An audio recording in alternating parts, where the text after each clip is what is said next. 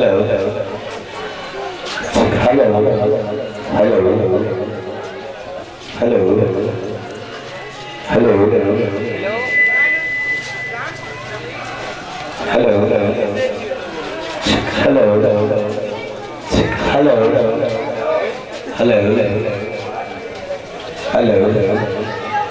Hello hello hello hello hello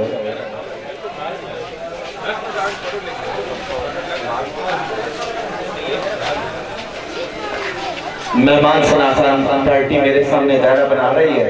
दो शेर आला हज़रत के आपकी नजर किए देता हूँ।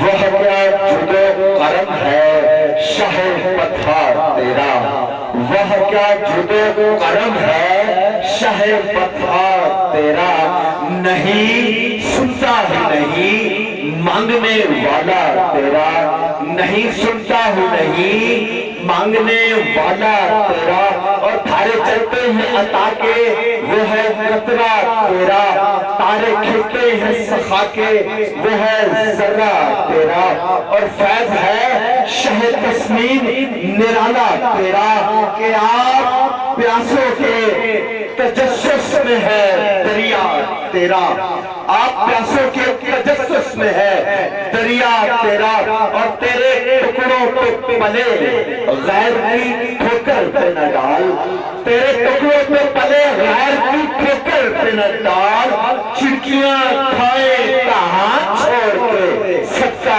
तेरा। मेरा दिल तो करता है हज़रत के अशार पढ़ते जाए, लेकिन वक्त की किल्लत है।